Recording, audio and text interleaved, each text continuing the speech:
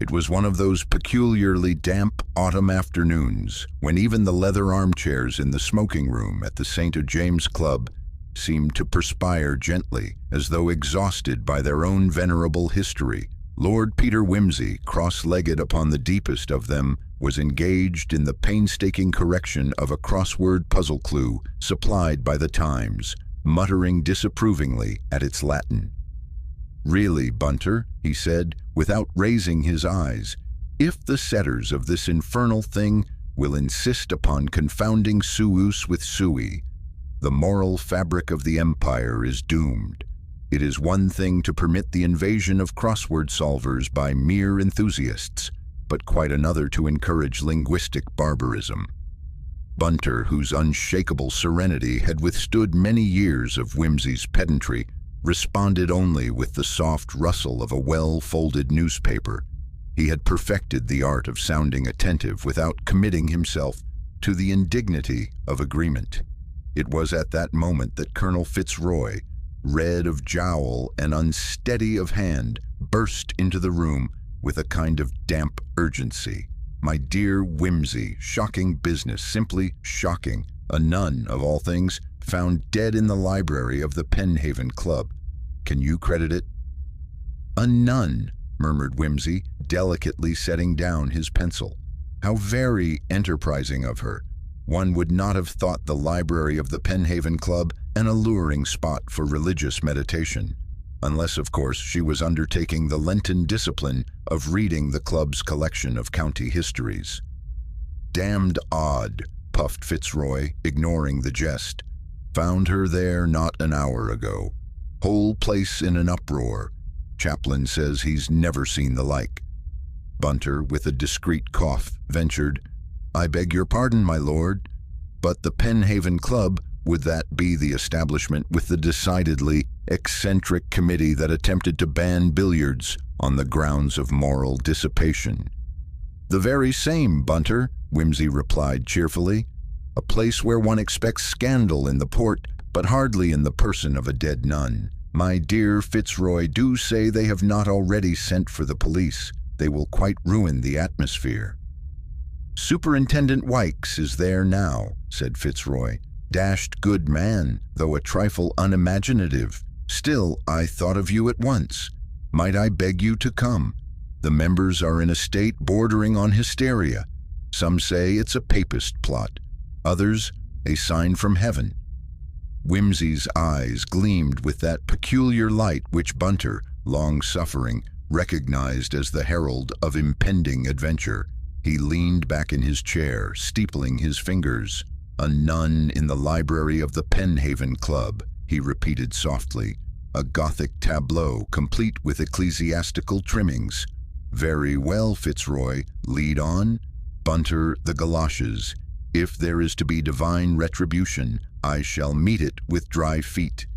And with that, Lord Peter Wimsey rose, smiling faintly as though the whole affair were a particularly witty anecdote of which only he knew the punchline.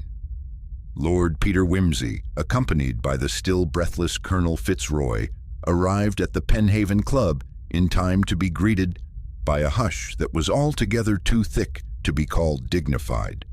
The club, ordinarily replete with the sound of muffled coughs and the clink of brandy glasses, had acquired the muffled intensity of a drawing room after a thunderclap. A pair of junior footmen loitered anxiously near the entrance, their eyes wide with the relish of scandal, while the porter, usually as immovable as a Roman milestone, had clearly been induced to repeat the tale so often that he now wore an expression bordering on beatitude. The library itself, when Wimsey entered, was a cavernous chamber paneled in somber oak and smelling faintly of dust, vellum, and long-extinguished cigars. At its center, beneath the calm and thoroughly indifferent gaze of a portrait of George III, lay the body, a woman in the unmistakable habit of a Benedictine, her hands crossed upon her breast, her face pale and curiously serene.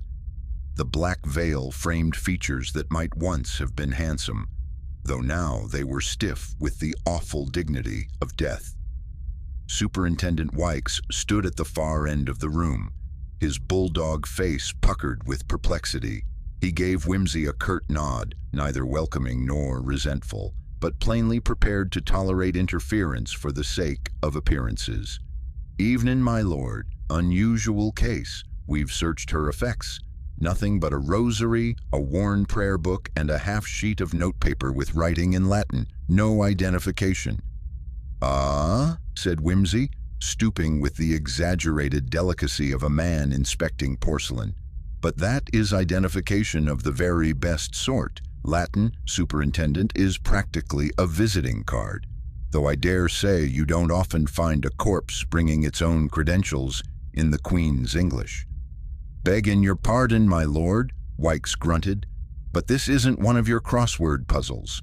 A woman's dead, and in a club that don't admit her kind." "On the contrary," replied Whimsy lightly, "it admits her kind remarkably well. She seems to have got in." The staff were brought in, one by one. The head porter, Mr. Felton, a thin man with a nose that appeared to resent the lower half of his face, declared he had never seen the lady enter. "Impossible, my lord. All visitors are signed in, and no nun came through that door, not in my time of duty." The housemaid, a timid girl called Alice, had been dusting the stair rail when she heard a muffled thud from the library, but assumed it was one of the gentlemen dropping his book, sir. She swore she had seen no stranger in the halls. The butler, Mr. Cray, a man of formidable dignity, whose voice resembled the slow pouring of port, maintained that no female had crossed the threshold of the club that day. It would have been entirely irregular, my lord. Entirely irregular. The members would have raised a storm.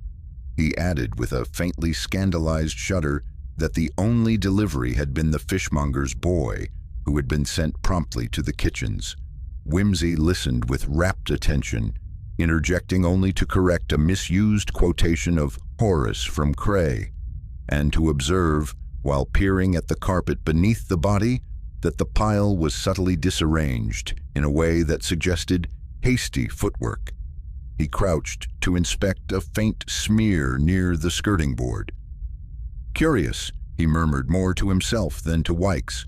"One doesn't often find candle wax in a club library where electric light has long since triumphed, unless the members are given to acts of medieval devotion, though in my experience they are more inclined to the veneration of port than of saints."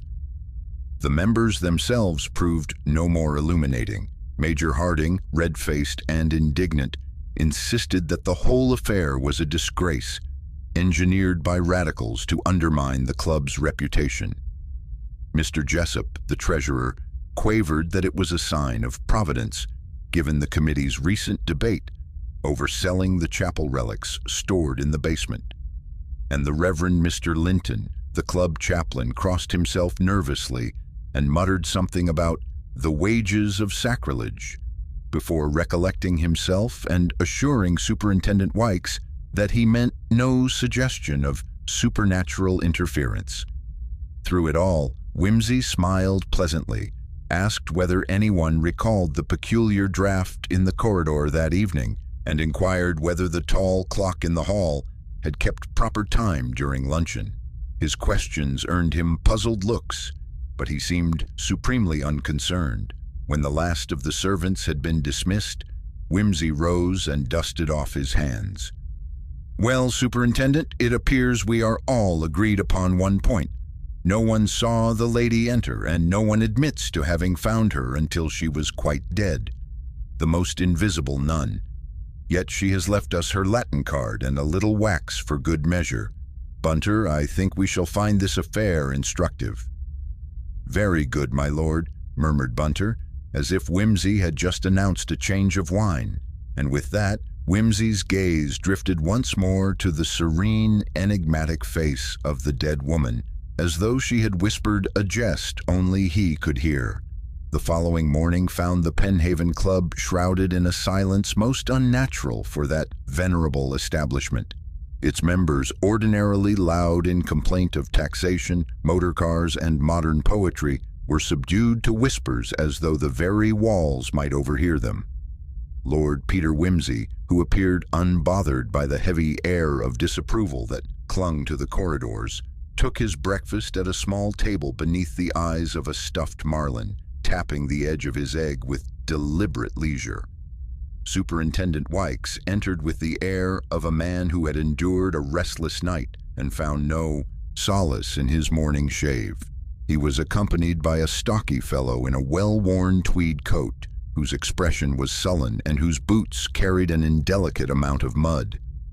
"Lord Wimsey," said Wykes in his gravelly manner, "this here's Mr. Humphrey Draycott, claims to have known the deceased. Found him loitering about the premises last night after you left. Seems to have a tale to tell." Wimsey looked up cheerfully. "Splendid. I do like a tale, particularly at breakfast. Will you take a kipper, Mr. Draycott? They are unusually unappetizing this morning, which I find to be the truest hallmark of authenticity in an English club." Draycott scowled. "I'll thank you to be serious, my lord. That woman, Sister Imelda, she called herself, was no stranger. I knew her from the convent school in Penhaven village. She weren't supposed to be here. She weren't supposed to leave the convent at all." Wimsey raised his brows in polite surprise. "A truant nun? How refreshingly unconventional. And what brings you, Mr. Draycott, to be prowling about gentlemen's clubs after hours? A sudden zeal for theological reform?" The man shifted uneasily. "I had business with her, private business. She owed me an explanation. I came to find her, and then she was dead. But I tell you, it weren't me what did it."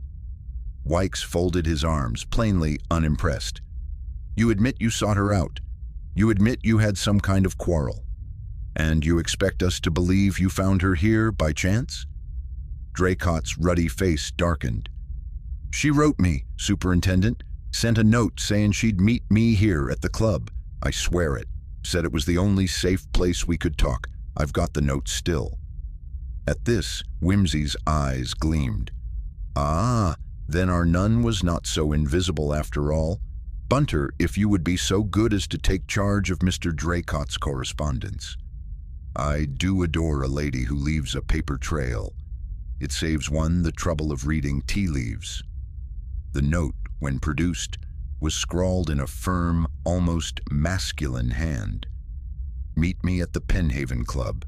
Tonight, after 8. It is of the utmost importance." "Curious," murmured Wimsey, holding the paper to the light. "The hand is strong, but the phrasing, utmost importance, smacks of the pulpit rather than the parlor. Tell me, Mr. Draycott, did Sister Imelda customarily conduct her clandestine affairs in the language of a bishop's pastoral letter?" "She weren't the ordinary sort," muttered Draycott. "Always thought herself above us village folk. But she knew things. Things about me she had no business knowing." Wykes pounced. "What sort of things?" Draycott's jaw set stubbornly. "Private things. My own concern." Wimsey smiled as if Draycott had just confirmed his suspicions. He laid the note delicately beside his half-eaten egg. "So our good sister summons you to a club into which no woman may enter, writes to you in language fit for a cathedral, and is found dead upon arrival. And you, dear Mr. Draycott, claim to be her confidant, her accuser, and her victim all in one neat bundle. A trifle melodramatic, don't you think?" Draycott flushed, glaring at him. "You think I killed her, don't you?" "My dear fellow," said Wimsey mildly, "I think you had every opportunity. That is not the same thing. Opportunities are very cheap commodities. The question is, what, precisely, you hope to gain from this peculiar rendezvous. When we know that, we may know whether you are our villain or merely our red herring." Wykes muttered something about open and shut cases, but Wimsey only leaned back, eyes half closed, as though contemplating a symphony audible only to himself. "I should very much like," he said softly, "to know whether the convent clock struck the quarter properly last night. and whether the candles in the vestry had been newly trimmed. Small matters, Superintendent. Quite irrelevant, but one never knows what light a little wax may shed. Lord Peter Wimsey spent the remainder of the morning in a manner that both exasperated Superintendent Wykes and bewildered the staff of the Penhaven Club. Instead of pursuing Draycott with the vigor of a prosecuting counsel, he meandered through the building with an air of idle curiosity, as though he were inspecting a second-rate country house for possible purchase. In the library, he crouched to examine the carpet once more, tracing the faint wax smear with a gloved fingertip. Then he measured, with Bunter's discreet assistance, the distance between the tall windows and the center table. A trifle narrow for a processional, Bunter. Our nun was not given to dramatic entrances, one would think, unless the committee has lately enlarged the door to admit visions.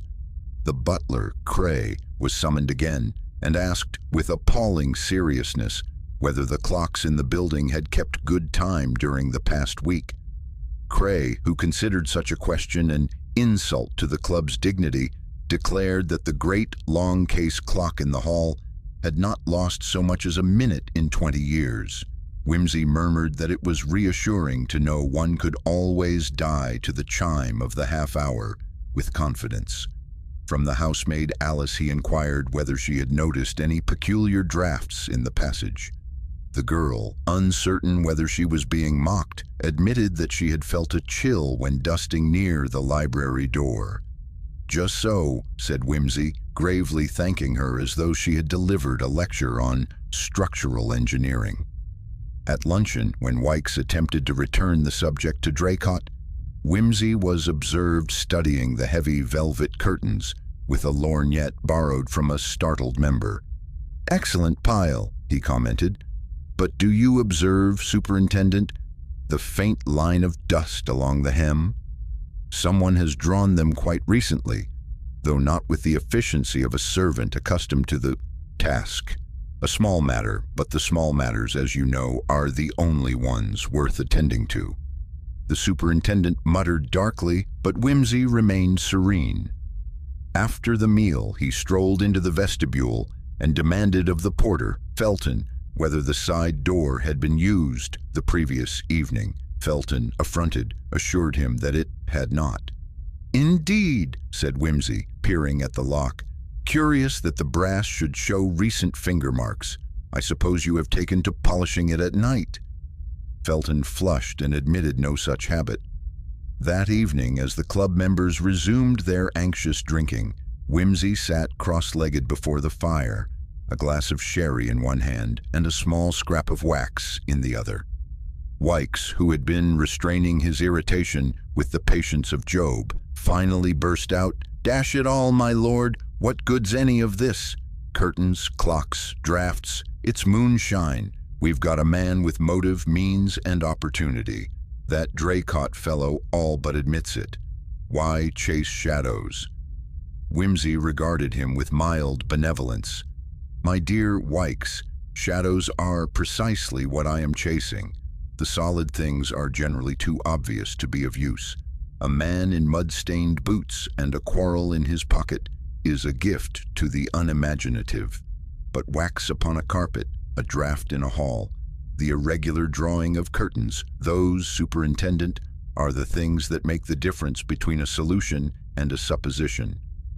Bunter, who had been quietly polishing a pair of spectacles, observed, "If I may say so, my lord, the wax is of the kind employed in church candles." "Precisely, Bunter," said Wimsey, smiling faintly. "And yet, curiously enough, the convent claims not to have held a service last night. One wonders, therefore, why Sister Imelda should have carried the stuff into a club library." He rose, stretching languidly. "Come, Wykes, let us take a short stroll down to the convent. If we are fortunate, we shall find that their clock, too, has been behaving in an entirely orthodox fashion, and perhaps their vestry will shed a little more light on our waxen clue." And so, with a cheerfulness that belied the gravity of the affair, Wimsey set off into the chill evening, humming a fragment of plain song as though the whole matter were an elaborate joke in which only he understood the punchline. The convent of St. Anne's, crouched against the gray cliffs above Penhaven village, was as solemnly neat as a chessboard. The sisters, black figures gliding between narrow cloisters, received Whimsy and Superintendent Wykes with that calm mixture of charity and suspicion peculiar to women whose daily bread is cloistered silence. The Reverend Mother, a tall woman with eyes like flint under her wimple, ushered them into a parlor sparsely furnished with a crucifix and 2 stiff chairs. Whimsy, ignoring the hardness of the seat, bowed with old-fashioned courtesy. "We are deeply grieved," said the Reverend Mother, her voice without tremor, "for Sister Imelda's soul. But I cannot tell you why she would have been in the Penhaven Club. It is unthinkable. She was, by rule, forbidden to leave the convent without permission." "Unthinkable, perhaps," said Whimsy pleasantly, "but the difficulty is that the lady in question appears to have thought it. Tell me, Reverend Mother, at what hour did Sister Imelda last attend to her duties here?" "She rang Compline at 9 precisely," came the unhesitating reply, "and Matins was kept at 3. At the latter she was not present." Whimsy's brows lifted.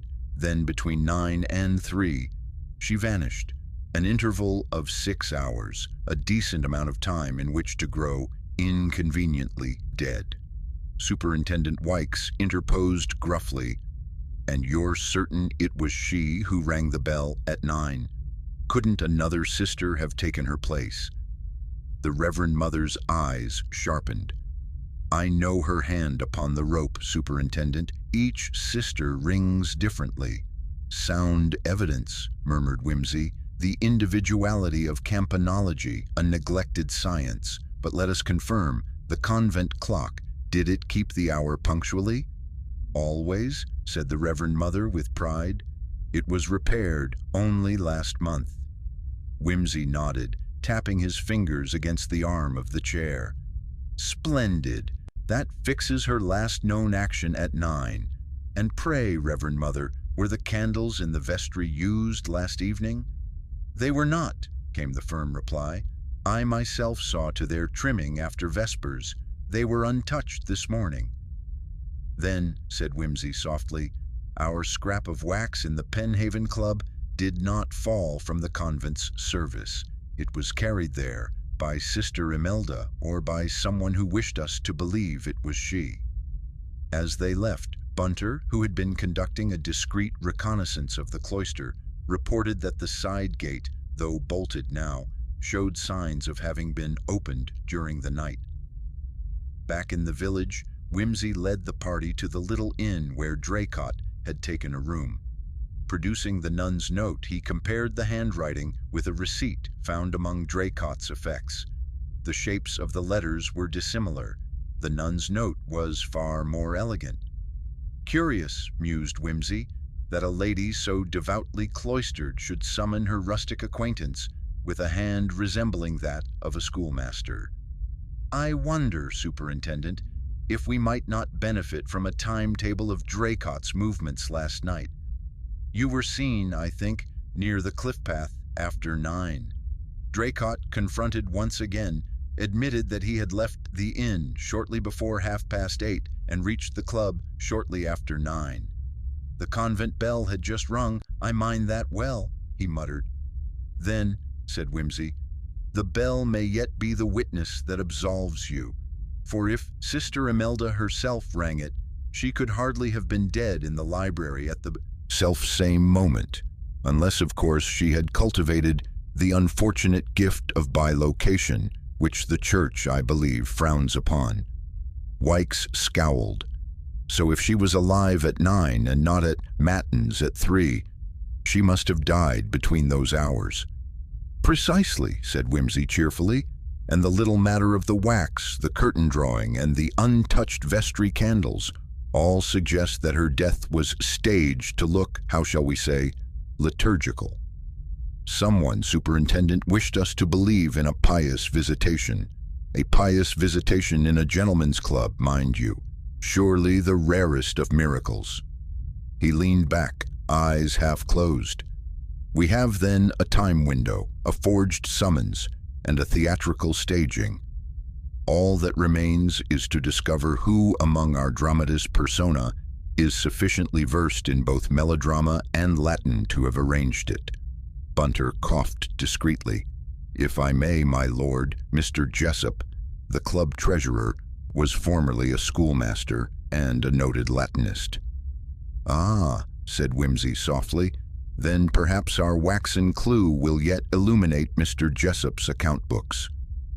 2 days later, the Penhaven Club had almost succeeded in pretending it had not been the scene of an unseemly tragedy. The chairs were once again occupied by gentlemen murmuring about tariffs and cricket, though their eyes slid nervously towards the library door whenever it creaked. Whimsy, however, was far from satisfied with polite silence. It was in the library itself that he confronted Mr. Jessup, the tremulous treasurer whose hands fluttered as though conducting invisible accounts. Whimsy, perched on the arm of a chair like an amiable harlequin, dangled the nun's note between 2 fingers. "You will admit, Jessup," he said softly, "that the Latin hand here is remarkably akin to that of your marginalia in the club's minute books. Utmost importance indeed, a charming phrase. Did you think no one would notice?" Jessup colored to the roots of his sparse hair. Good heavens, my lord, are you accusing me of forgery?" "Not accusing, my dear Jessup, merely observing. One must never accuse until the very last curtain. But consider the position. Sister Imelda disappears from her convent after Compline. She is summoned, apparently, to the Penhaven Club. A note is discovered, anonymous save for its elegant Latin hand. You, I believe, once taught classics at the Penhaven Grammar School before assuming the dignities of this establishment?" Jessup's lips twitched.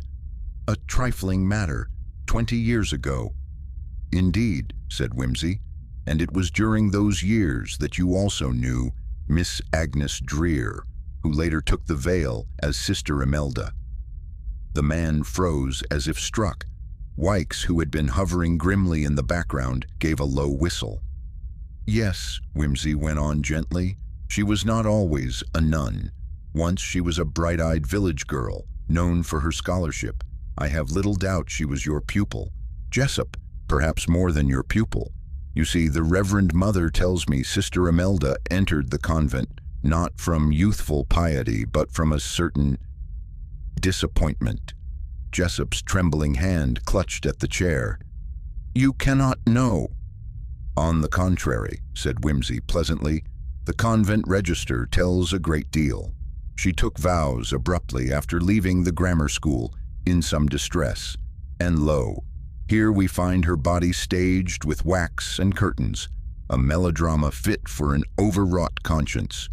Who but an old schoolmaster with a fondness for theater and Latin would have conceived such a tableau?"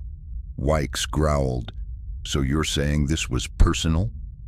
Not Draycott at all?" "My dear Wykes, Draycott is a useful rustic diversion. He provides motive enough for the unimaginative, quarrels, secrets, threats. But Jessup here provides something subtler, the double life. The treasurer of a gentleman's club, outwardly meek, inwardly tormented by a past indiscretion, the respectable mask and the guilty soul. Always such a dangerous combination." Jessup's shoulders sagged. "She threatened to expose me," he whispered hoarsely. "After all these years, said she would tell the Reverend Mother the truth, that I had ruined her chance of a different life. I couldn't bear it. I only meant to frighten her, to make her see I still had the upper hand. I lured her to the club with that note. I thought foolishly that the sanctity of the place would restrain her, but she defied me. She said she would confess all. He broke off, shuddering. Whimsy's voice was soft, almost sympathetic. "And so the meek treasurer became stage manager of a pious death scene. You thought wax and Latin would give her martyrdom a kind of ecclesiastical dignity, while shifting suspicion elsewhere. But alas, my dear Jessup, wax drips where one does not intend, and handwriting betrays more than it should. Wykes stepped forward hard-eyed. "That's enough, Jessup. You'll come with me." Jessup slumped into the chair, muttering, "I only wanted to keep my life as it was." Whimsy rose, brushing an invisible speck of dust from his sleeve. "So many people, Wykes, only want to keep their lives as they are, and so many murders are committed for the sake of peace and quiet. How dreadfully ironic." He turned away, humming a fragment of a hymn, as if the whole affair were merely another puzzle neatly solved, leaving behind only the faint scent of candle wax and regret. It might have ended there, with Jessup's trembling confession and Wykes's solid satisfaction at having secured a culprit. Yet Lord Peter Wimsey, who had spent the evening in a curiously absent-minded study of the club's architecture, appeared far less content. After supper, as the members resumed their whispers and Wykes drafted his preliminary report, Wimsey wandered back into the library. He stood a long while before the heavy velvet curtains, fingers brushing the dust mark along the hem. Bunter found him there, gazing not at the carpet but at the window latch above it. "Bunter," he said softly, "do you recall young Alice mentioning a draft in the passage?" "Perfectly, my lord. She described it as a chill." "Precisely. Yet the windows here are stout, the door well sealed, and the fire last night was banked high. Whence, then, the draught?" He knelt suddenly, tugging the curtain aside. There, half concealed behind the folds of velvet, was a small iron grill set low into the paneling. It was dusty, save for a recent smear of fingers across its edge. Wimsey's smile deepened. "Ventilation shaft, my lord?" asked Bunter quietly. "Ventilation or convenience. I suspect it communicates with the old servants' corridor beneath. And if I am right, dear Bunter, it may explain how our nun arrived without disturbing the porter's records, or why the draft unsettled the housemaid." The following morning, Wimsey insisted upon a full exploration. Felton, the porter, was summoned, muttering protests, and at last a panel was pried open. A narrow stair descended into the half-forgotten passageways of the club's foundations. They smelled of damp stone and stale air, but the dust upon the floor showed clear marks, the outline of recent footsteps, one smaller and lighter than the others. Wimsey crouched, inspecting the pattern. "Two sets, Bunter, one broad and heavy, our Mr. Jessup, no doubt, dragging his conscience behind him, and one lighter, more hesitant, Sister Imelda's, I think. Observe how the heel turns inward. She was here, alive, entering the club by stealth." Wykes scowled. "So Jessup told the truth about meeting her? Then why stage the scene at all? He's already confessed." "Because," said Wimsey gently, "he wished us to believe he had controlled every detail. But look here." He pointed to a scrap caught upon a nail by the stair, a thread of coarse black wool, edged with a faint trace of wax. "Our nun, it seems, carried her candle herself, before Jessup ever laid a hand upon her. She came prepared for secrecy." The revelation unsettled the comfortable narrative. If Sister Imelda had entered willingly, her death might not have been solely Jessup's orchestration. Later that day, Alice, the housemaid, when pressed again, recalled that she had indeed seen a flicker of light beneath the library door just before the thud. "I thought it was the fire, sir," she whispered. "Not the fire," said Wimsey softly. "A candle, hers, not his." He leaned back, half closing his eyes. "Do you see, Wykes?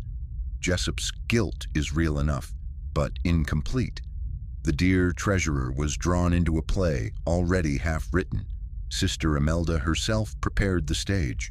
She brought the wax, the secrecy, the Latin summons. The tragedy was in motion before Jessup ever took up his quill." Wykes muttered, "Then what in thunder was she up to?" "Wimsey," smiled faintly. That, Superintendent, is the question. We are no longer dealing merely with a frightened old schoolmaster. We are dealing with a woman who led a double life, and who, even at the end, may have intended to reveal a truth more devastating than Jessop's reputation. She came armed with her own candle, and with knowledge enough to shake him. Poor Jessop only delivered the final blow. He turned back to the drafty grill, his face thoughtful.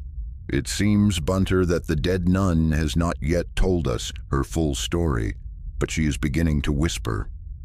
The evening air had taken on a damp chill by the time Lord Peter Wimsey returned to the Penhaven Club, his eyes alight with a mischievous gleam that only Bunter knew to interpret correctly.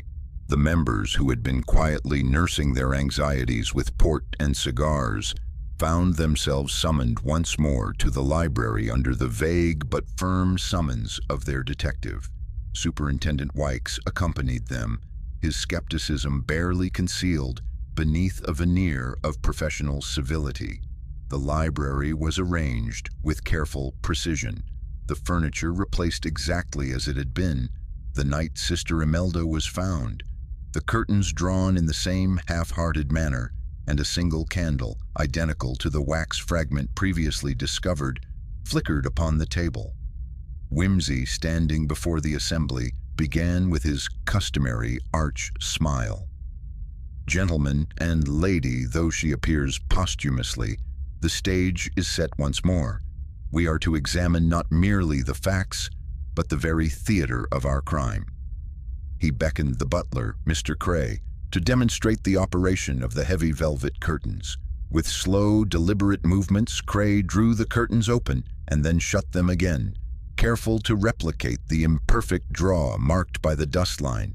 Observe, if you will, the pattern of light and shadow, and the peculiar draft which appears behind the grille in the paneling. Wimsey motioned to the concealed ventilation shaft, now exposed by a removed panel. To those who wonder how a lady so firmly barred from entry could have found herself in the very heart of this gentleman's sanctuary, I offer this explanation. Wimsey stepped forward and, to a gasp from the assembled, produced a slender black veil, the very fabric of the nun's habit. Miss Alice, the housemaid, will now accompany me through the hidden corridor beneath the library, entrance known only to the staff. Watch carefully, gentlemen, for our late Sister Imelda's path was less conventional than any of us imagined. With the flickering candlelight casting long shadows, Wimsey and Alice descended into the passage. The group remained in the library, the muffled sound of footsteps echoing below. After several tense minutes, they reappeared, Wimsey's expression one of quiet triumph. You see, he explained, the nun gained entry by secret means. Through these passages she escaped notice to meet Mr. Jessop under cover of darkness. She arrived with her own candle, an unholy beacon in this temple of male privilege. He produced a delicate wax taper, identical to that found smeared on the carpet. This candle, gentlemen, was the instrument of her defiance.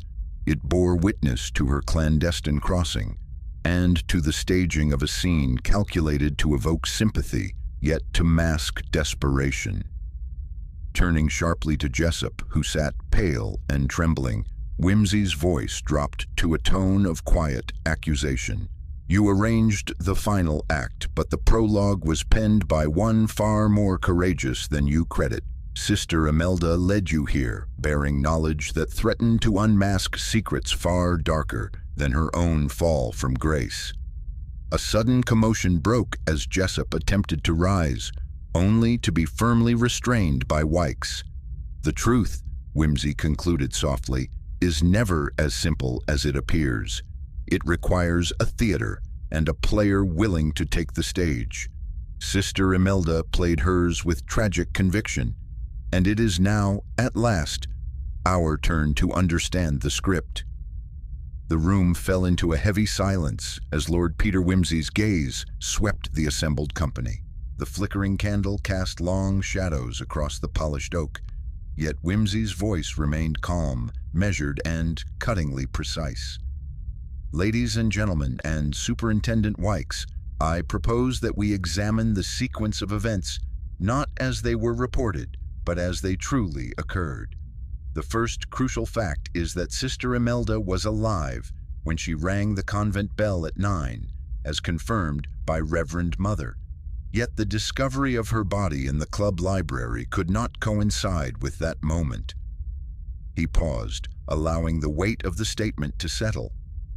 "The question then is, how did Sister Imelda enter the club undetected, and why was her presence concealed so assiduously?" Whimsy turned to the small grille behind the curtains. "Here lies the answer. This ventilation shaft and the secret passage beneath allowed Sister Imelda ingress without alarming the porter or the servants. The wax smeared near the skirting board was from the taper she carried, evidence of her covert journey." He fixed his gaze on Jessup, whose pale countenance now bore the weariness of impending exposure.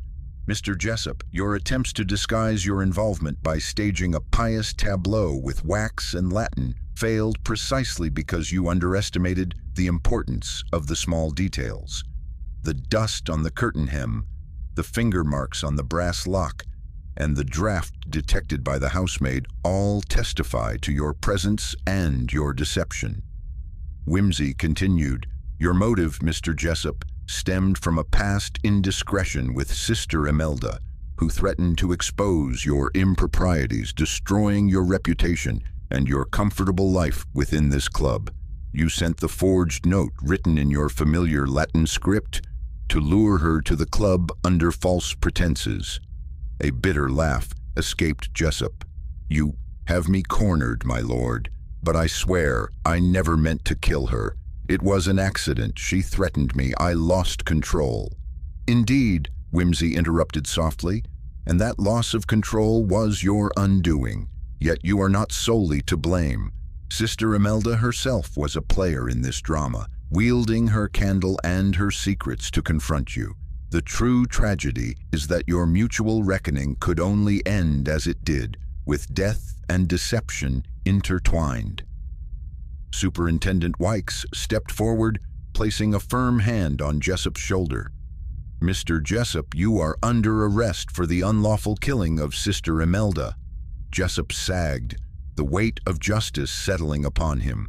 Whimsy gave a final nod, turning to the others with his characteristic half-smile. "And so the curtain falls upon this little tragedy, proof that beneath the polished veneer of civility, the shadows of human frailty and desperation lurk always."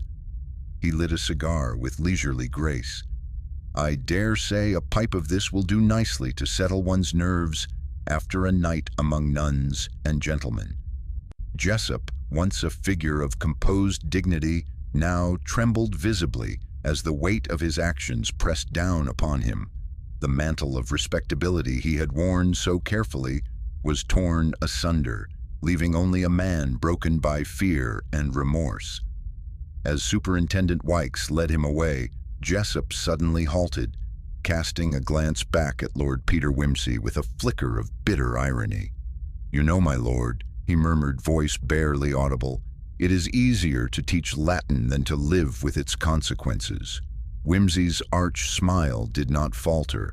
"Ah, but Mr. Jessup, as Horace once said, ridentem dicere verum quid vetat? Who forbids a man to speak the truth with a smile?" The club's members, now gathered in the hall, exchanged furtive glances. The affair was closing, yet the echoes lingered like the faint scent of extinguished candles. Whimsy, standing with one hand in his pocket and the other cradling a smoldering cigar, addressed the assembled. "Ladies and gentlemen," he began, "this case reminds us that human nature is, alas, often far more complex than the neat lines of a Latin declension. We see before us a tableau of passion, fear, and regret, all disguised beneath the decorous facades of our social rituals." He paused, surveying the room with a keen but kindly eye. "It is a solemn reminder that truth, like a candle's flame, can illuminate the darkest corners, but it can also cast shadows that hide more than they reveal. Bunter approached quietly, offering a fresh box of matches. Whimsy took one, struck it, and lit another cigar with practiced ease. "Now, if you will excuse me, I shall retreat to my favorite armchair, with a volume of Shakespeare after all," he added with a twinkle. "What is a murder mystery without a little drama and a touch of Macbeth?" With that, he turned on his heel, leaving the club to its quiet reflections and the slowly receding echoes of a mystery solved but never quite forgotten. The night had deepened by the time Lord Peter Wimsey stood in the club's grand entrance hall, the once lively chatter now reduced to murmurs and the shuffle of departing footsteps. Outside, a faint mist had begun to creep along the lanes of Penhaven village, lending an almost theatrical gloom to the scene. Wimsey adjusted his cravat with a flourish and cast a glance over his shoulder toward the assembled club members and officers. "One must say, gentlemen," he remarked with a dry chuckle, "there is something deliciously theatrical about uncovering a murder amid velvet curtains and candle wax. One might almost suspect the author of this drama had ambitions for the stage." Bunter, ever the faithful valet, appeared at his side, carrying a modest case of cigars. "Shall I prepare your favorite, my lord?" he inquired politely. "Do, Bunter," Wimsey replied, lighting a cigar with a spark of match. He inhaled deeply, then exhaled a thin ribbon of smoke toward the high ceiling. Now, what better way to close an evening than with the words of the bard, "All's well that ends well," though I confess, this tale has been a trifle more complicated than that. He turned once more to the gathering crowd, voice dropping to a conspiratorial murmur.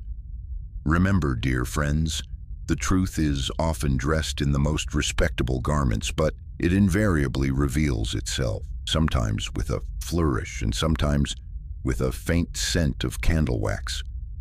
With a final nod and a courteous bow, Wimsey stepped out into the mist, his silhouette swallowed gradually by the fog. The club doors closed behind him with a soft click, leaving behind the quiet hum of a mystery solved, but stories yet untold.